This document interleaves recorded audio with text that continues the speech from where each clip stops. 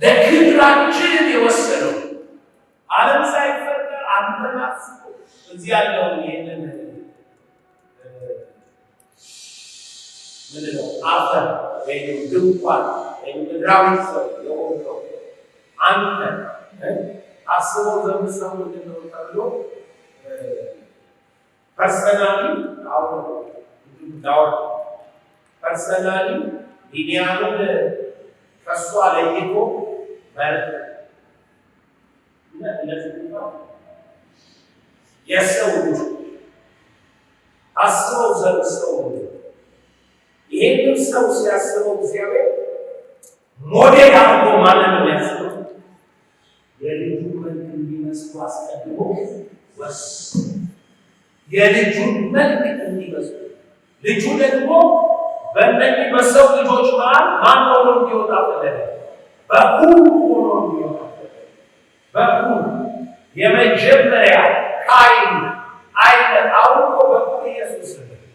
እኛ ገና ትንሣኤ አላገኘንም። እኛ ብንገለጥ እሱን እንድንመስል እናውቃለን። አሁን ግን ልጆች ተብለን ወረድ ይወጥቷል። እሱን ነው የሚመስሉት። እሱን እንድትመስሉ ነው ልትሄዱ። ከክብር ወደ ክብር እንለወጣለን። ምን ለመምሰል ያንን መልክ በመንፈስ በተመላለስን ቁጥር ማንን ትመስላለህ? ልጁን። ልጅነትን ሲገለጥ ወደ ምድር ትገለጣለህ። አንዳንድ ሰው በምድር ላይ የእግዚአብሔር ልጅ ሆኖ ተገለጠ። የእግዚአብሔር ልጅ ሆኖ ተገለጦ ድሃ ሊሆን ይመስላል።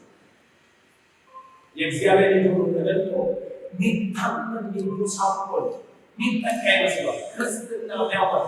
ወደ ልጁ መልክ ማለት እኮ ወደ ልጁ ፓወር ማለት ነው። ወደ ልጁ ኦቶሪቲ ማለት ነው። በልጁ ውስጥ ጨለማ የለም። ወደ ልጁ እያለቅ ወደ ጨለማ አታለ፣ ወደ ልጁ እያለቅ ወደ ድህነት አታለ፣ ወደ ልጁ እያለቅ ወደ ፍርሃት አታለ፣ ወደ ነፃነት ነው ለታለ። ከልጁ ጋር መተባበር ፈሪ መሆን ጫና ያለበት የአጋንንት ጦርነት ይበዛበት ይመስላል። ኖ ወደ ልጁ ማለክ ቁጥርማ ልጁ ድል ነስቷቸዋል። ልጁ አሸንፏቸዋል። ልጁ ገዝቷቸዋል። ልጁ በነፃነት ነው የሚኖር። ከዚህ በኋላ ሞት ሊገዛው ላይ አይችልም። ወደ ልጁ ማድረግ ለክርስትና ብቻ አይደለም፣ ለፈውስህ ማረጋገጫ፣ ለክብርህ ማረጋገጫ፣ ለገዥነት ማረጋገጫ፣ ወደ ልጁ መልክ ማለት ለነፃነት ማረጋገጫ ነው።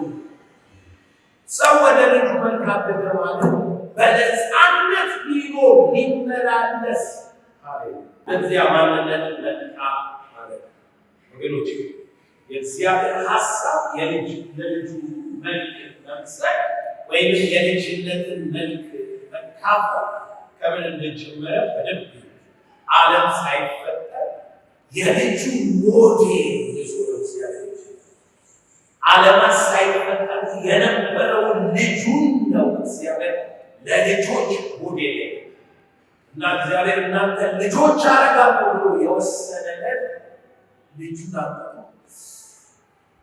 በእኔና በእሱ መሃል እንዳለ ፍቅር በእኔና በእነሱ በእኔና በእሱ መሃል እንዳለው ውርስ በእኔና በእነሱ እሱ ወራሽ ነበር።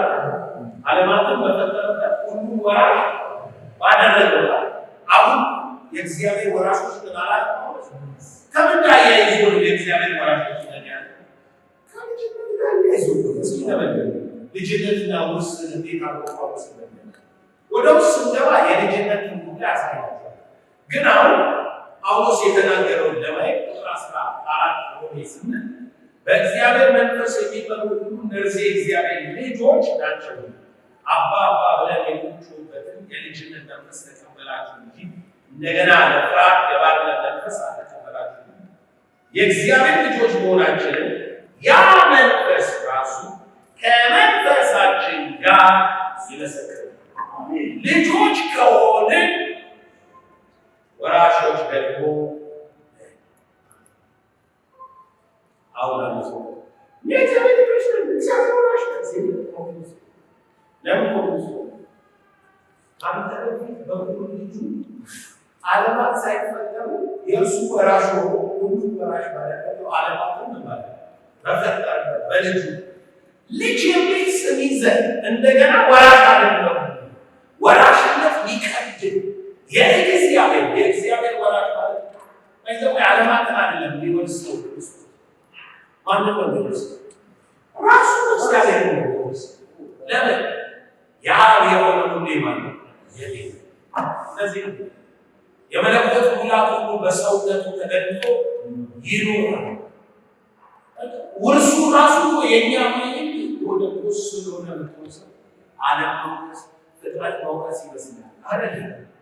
ልጅ ማለት ራሱ ወራሽነት መሆኑን ብታውቀው የማይታየው አምላክ ምሳሌ የክብሩ ማንሳት ክብሩ በሱ ላይ ይጠራል።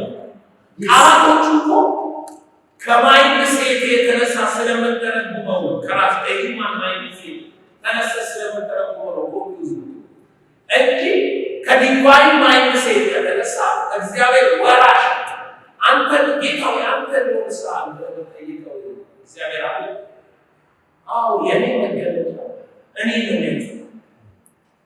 ነው እንጂ እግዚአብሔር ተራራ ወሰነ እግዚአብሔር ኮከብ ወሰነ እሱ ማሴታ ከኳክብት በላይ ከዳም በላይ ከፍታ ነው በሙሉ መሰረት እግዚአብሔርን ከተራራና እግዚአብሔርን ከደመና እግዚአብሔርን ከድንኳን ጋር ያገናኛል። እግዚአብሔር ኖ እኔን ይወርሳል ማለት የኔ መልክ በላይ ላይ ይንጸባረቃል።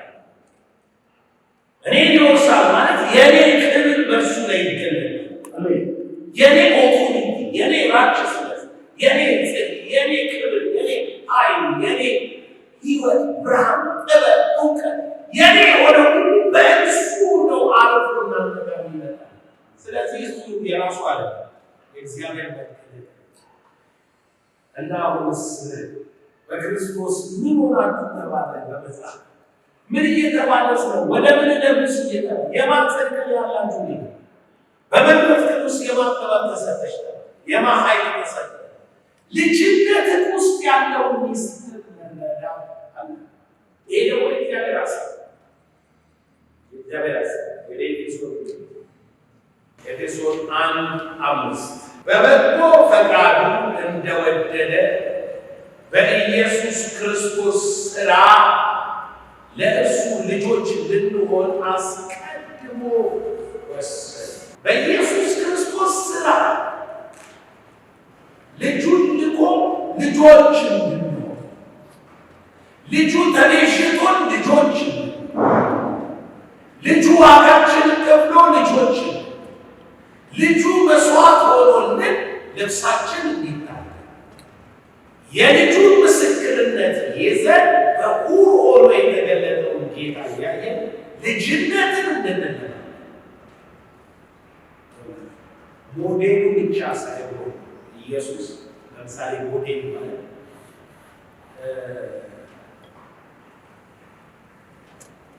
አሁን ኦሪጂናል እቃዎች አሉ።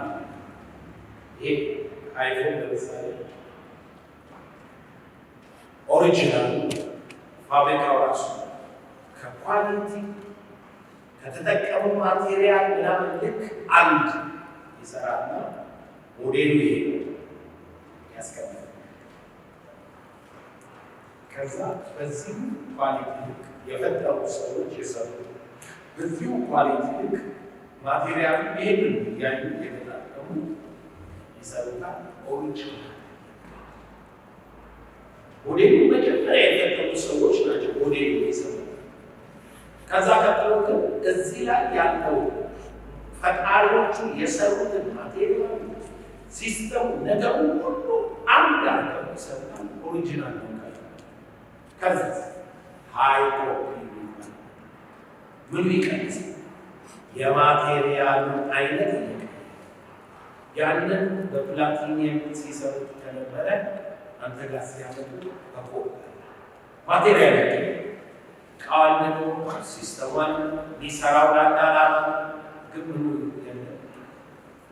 ሰብስ ውስጥ ያለው ኤሌመንቶች ውስጥ ያሉት ንጥረ ነገሮች ውስጥ ያለው ጥንካሬ አቅሙ ምናምን አዶፕሽን የሚያምኑ የእግዚአብሔር ልጆች አዶፕሽን የሚያምኑ እግዚአብሔር እኛ ሰው ነን ልጁን እንድንመስል አምጥቶ ቤቱ አሳደገ አዶፕት አደረገ ብለው አዶፕሽን የሚያምኑ እነሱ ማለት ሃይቆ ማለት ነው። ማቴሪያል ሌላ ነው፣ ነገር ግን እንድትመስል የተፈለገው ምንድነው? ይሄ ማለት ምን ማለት እንደሆነ ልንገራችሁ። ዛሬ ሃይኮፒ እንዳካ አዶፕሽን ያለ እኔ ኒው ክሬሽን ማለት ኒው ከሆንኩኝ ደግሞ የሆንኩትን የሆንኩትን ኒው ሆኜ የተሰራሁበት ማንነት አሮጌው ነገር ሁሉ ምን ብሏል? አልፏል። ሌሎስ አልፏል። ስለዚህ አሁን ሃይኮፒው አይደለም የሚያየው ለምን ዘላለም ሃይኮፒውን አልፎ ምክንያት እግዚአብሔር የመዳናችንን ፕሮሰስ እያንዳንዱ በሱ ሥጋ፣ በሱ ቁስል፣ በሱ ሞት፣ በሱ ደም፣ በሱ ትንሣኤ፣ በሱ በአብ ቀኝ መቀመጥ በሱ ከሆነ እኛ በእርሱ ከሆነ የሆነ እርሱ የሆነው ሁሉ ስለኔ ከሆነ የሆነ እስቲ ማቴሪያል እሱ ራሱ ነው እንጂ እኔ ሌላ ማቴሪያል ሆኜ ስለ እሱ እያወራሁ የተገረመው እሱ በራሱ ማቴሪያል በራሱ በስጋው ሰው በሽታችንን ተቀበለን አይደል? በእርሱ ሥጋ የሞተው በእርሱ ሥጋ ከሞት የተነሳው በእርሱ ሥጋ እኔ የተሰራሁበት ኤሌመንቶች በሙሉ እሱ ነው የተቤዠኝና በእሱ ሰውነት ነው የሰራው። ስለዚህ እዚህ ውስጥ ያለው ኤሌመንት ወይም ማቴሪያል በሙሉ ከራሱ ከኦሪጂናሉ ፐርሰን የተወሰደ እንጂ ኦሪጂናሉን እንዲመስል ሌላ የተሰራ እዚህ ጋር ሞዲፊክ ስራ ክቡር ሥጋውን እንዲመስል ነው ሥጋችንን የተቀበለ ገባችኋል? ትንሣኤው እሱን እንዲመስል ነው በጉም ሆኖ አሁን በአብ ቀኝ የተቀመጠው ስልጣኔ እሱን እንዲመስል ግሎሪ እሱን እንዲመስል እኔ አሁን አንዳንድ ጊዜ በዚህ ሥጋ ውስጥ ሆኜ በመንፈስ ዓለምና በመንፈስ ከሥጋዬ ወጥቼ በመንፈስ ብንቀሳቀስ መላእክት በመንፈስ ሆኜ ያገኙ ብዙ ሰዎች እንደሚናገሩ ምናምን መሆን አይመስልም። ምክንያቱም በትንሣኤ ዘመን ላይ ሚካኤል አሁን በዚህ ሥጋ ሆኜ እንደመሆኑ አይደለም። ምክንያቱም በትንሣኤ ጊዜ ላይ ሁሉ እግዚአብሔር ልጅ እና ክርስቶስ በተገለጠበት የክብርና የጽድቅ ብርሃን ልክ ነው። ከዚህ ካቤጅ መንግሥተ ሰማይ ለመግባት ልጋፋ የሆነ ሰውዬ አይደለም።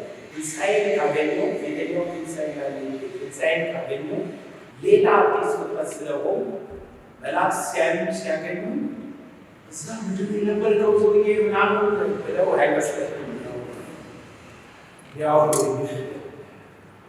በዚህ ድንኳን እንዳለው አይነት ከብዶ የመካተተው ነገር ያንን አይነት ታይም ስራ ሄድን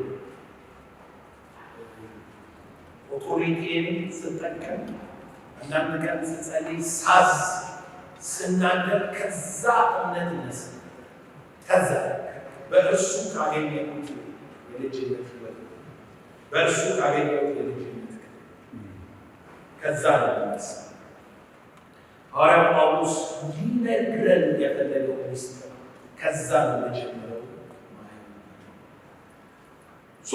ኖቱን ላስይዛችሁና በዛ ኖት ላይ ቆመን የተወሰነው ነገር ደግሞ ብሪፍ አድርጌላችሁ ልጅነት የእግዚአብሔር ሀሳብ ነው የሚለው ከዛ ከራእይ ጀምሮ የየለም ሮሜን፣ ኤፌሶን፣ ዕብራውያን፣ ራእይ፣ ኢሳይያስም ላይ ወለድኩ በውኑ ወደ መውለድ የማደርስ እግዚአብሔር አላስወለደም ይላል። እግዚአብሔር ልጅ እንዳለው ልጅ እንደወለደ ልጅም እንደሚወድ እንደሚፈልግ ከብሉይ ኪዳን ጀምሮ ማግኘት ይችላል። ኖቱን እንያዝ። በእግዚአብሔር መለኮታዊ አሰራር ውስጥ እግዚአብሔር አብ ዓላማና ስራ አድርጎ ያስቀመጠው ልጅነት።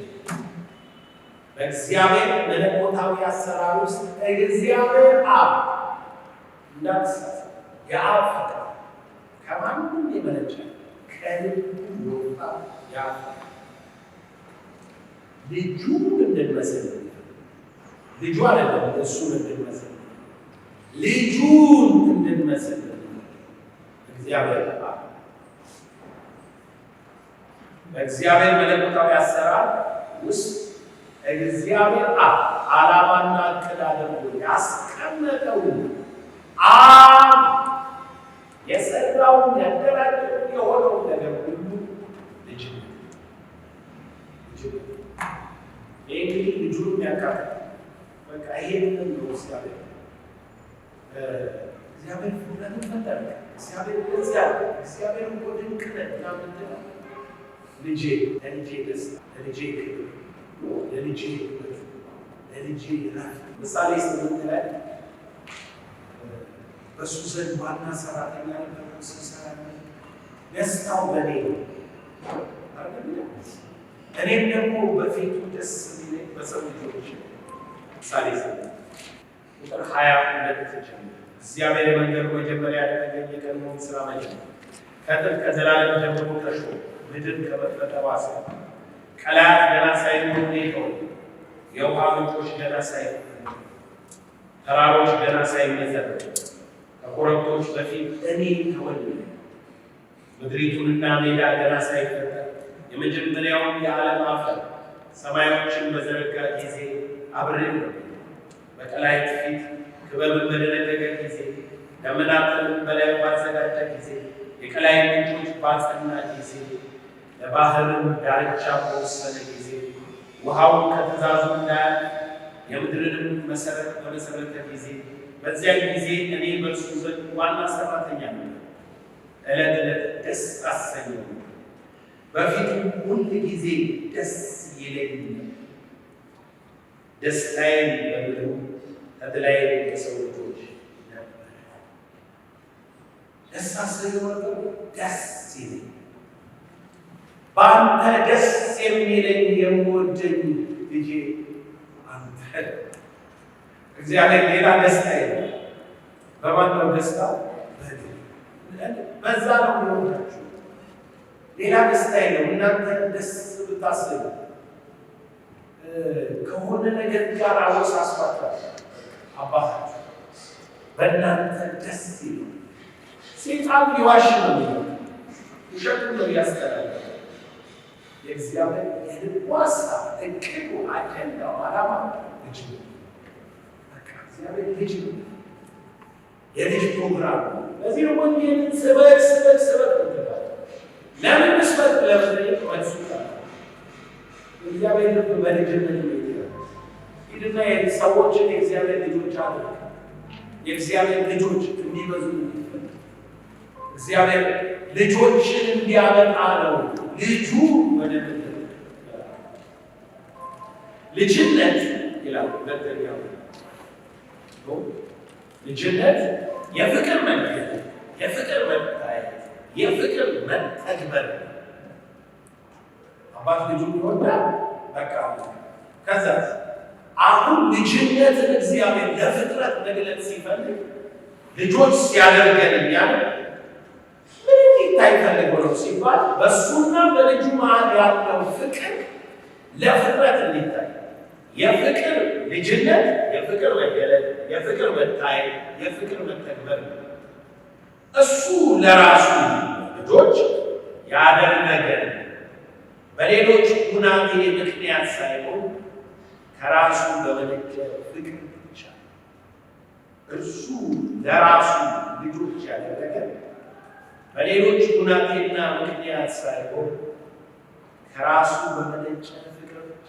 ለልጁ ካለው ፍቅር ተነስቶ ዮሐንስ ወንጌል ምዕራፍ 17 ዓለም ሳይፈጠር ባንተ ዘንድ በነበረኝ ክብር አንተ በራስህ ዘንድ እኔም በወደድከኝ መጠን እነሱን እንደወደድካቸው ከቁጥር 22 ጀምሮ እኔ እናንተ አንድ እንሆን አንድ ይሆኑ ዘንድ ልጅነት የገባው ሰው የኢየሱስ ጸሎት፣ የኢየሱስ አገልግሎት በተለይ የዮሐንስ ባይዘው የዮሐንስ ወንጌል የልጅነት እኛ የተለያየ ታሪክ ኢየሱስ ላይ ሲሄድ ምናምን ነው ይመስል አይደለም። በቃ የትምህርት ርዕስ አለና አለ የልጅነት ማለት ልጅነት በቅፎ የነበረው አንድያ ልጁ ተረከው የሚል ብርሃን ቢሆን በግ ቢሆን እንጀራ ቢሆን ምንም የሆነ የልጁን አይደንቲቲ መተርጎም ልጅነትን የተረጎም ሁኔታ ማለት ነው አንሱ። ስለዚህ ነው መጨረሻ ላይ ኢየሱስ ክርስቶስ እርሱ የእግዚአብሔር ልጅ እንደሆነ ታምኑ ዘንድ አምናችሁ በስሙ ሕይወት ቢሆንለት የመጨረሻው የወንጌሉ መጨረሻ የሚነግር ኢየሱስ ክርስቶስ የእግዚአብሔር ልጅ እንደሆነ አምናችሁ በስሙ ሕይወት ቢሆንላችሁ ዘንድ ይህ ተጽፏል። ልጅነት ከልጅነት ጋር ነው ነገሩ ተሳሰ ሶስት ቁጥር ሲያው ሶስተኛ እግዚአብሔር ውሳኔ ልጅነት በመሆኑ የልጁን መልክ በብዙዎች ሕይወት ላይ ማየት ነው። እግዚአብሔር ውሳኔ ልጅነት በመሆኑ የልጁ ሞዴል የሚያደርጓችሁ ማለት ነው። የልጁን መልክ በብዙዎች ላይ ወንጌል አማካኝነት ሰዎችን ሁሉ የእግዚአብሔር ልጆች እንዲሆኑ ማድረግ። ቤተ ክርስቲያን በዚህ በሚናወጥና በሚጠፋ ዓለም ያለችበት ዋነኛ ተልዕኮ ቤተ ክርስቲያን በዚህ በሚናወጥና በሚጠፋ ዓለም ያለችበት ዋነኛ ተልዕኮ አስበዋል። መጀመሪያ ዓለሙን አስበው ሊጠፋ ሊናወጥ ሊለወጥ ዓለም በዚህ በሚናወጥ በሚጠፋ ዓለም ውስጥ ቤተ ክርስቲያን ያለችበት ዋነኛ ተልዕኮ ምንም ሌላ ተልዕኮ የለም። ጨዋ ሰዎች መፍጠር አይደለም ተልዕኮ። መልካም ነገር ማድረግ አይደለም ተልዕኮ። ኤንጂኦ አቋቁሞ ደቦች መርዳት አይደለም ተልዕኮ። ጉባኤ ፈጠራ እየተማሩ እየሳሙቱ የሚዘምሩ ሰዎች መፍጠር አይደለም ተልዕኮ። ይሄንን የልጅነት ማንነት እንፈጽም ምንድን ነው ተልዕኮ?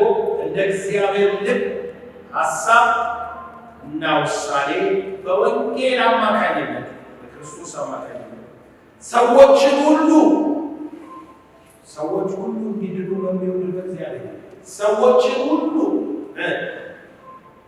የእግዚአብሔር ልጆች እንዲሆኑ ማድረግ ማጸን የሷል መውለድ የእግዚአብሔር ልጆች እንዲሆኑ ማለት እጅን አታመኞች ብላላ የሚቀጥለው ጊዜ ጀምሮ አንዳንድ ሰው መያዝ ግዴታ የእግዚአብሔር ሀሳብ ነው። ልጆች ዲሳይድ አንዱ በ33 ዓመት ዕድሜ 33 ሰው ይዘን እንዳንተ ደቀመኝ የሚያደርግ ጨረስ ዓለምን ለእግዚአብሔር ልጅ ማለት ነው። ሌላ ዓላማ የለም። ልጆች ቸርች ሲስተሙ ምናምን እሱ በአንድ ጎል ይሄድ በቃ ይሄድ። አንተ ግን በቃ አንድ ሰው የእግዚአብሔር ልጅ እያደረግ የምትሄድበት ውስጥ መለኮታዊ ውስጥ የሰውን ዘር ሁሉ ልጅ የማድረግ የሐሳቡና የዕቅዱ ባለቤት እግዚአብሔር ነው። የሰውን ዘር ሁሉ ቋንቋ የለ፣ ብሔር የለ፣ አገር የለ፣ ሴት የለ፣ ወንድ የለ፣ ጨዋ የለ፣ ሴት የለ፣ ሕፃን የለ፣ ትልቅ የለ፣ ሽማግሌ አሮጊት የለ፣ አስቀያሚ ቆንጆ የለ። ይገባችኋል ነው ጳውሎስ ምንም በቃ የለም ማለት ይሄ ሁሉ ምንድሩት ነገር ሀብታም ድሃ ቀይ ጥቁር አካሉ የተጎዳ ያልተጎዳ ይባላል። እግዚአብሔር የሰው ዘር ሁሉ ልጅ የማድረግ ሀሳብና የዕቅዱ ባለቤት እግዚአብሔር ማንም ሆነው ሊሆን ይችላል። ጥቁር ሆኖ ሊመጣ ይችላል። ነጭ ሆኖ ሊመጣ፣ ሴት ሆኖ ወንድ ሆኖ ምናምን ሊመጣ ይችላል። እግዚአብሔር ግን በልጁ ካደረገው በኋላ በልጅነት ሕይወት ታውቀዋለህ እንጂ አንካሳ ብላ አንድ አይነት ይሄ ሰው ጥቁር ጊልጊላ እንዴት ይወለዳል? አይደለም ሴት ሰው በእፎይ እየዘመነ ሴት እያይማኖት እዚህ ሃይማኖት ገብቶ ሴት አዲስ ፍጥረት ሆነ እግዚአብሔር ስ እዛ ከሄድሽ ግን እዛ ሃይማኖት ሴት ማለት አንዳንድ ሃይማኖት ውስጥ የሴጣን ቁራጭ ነሽ።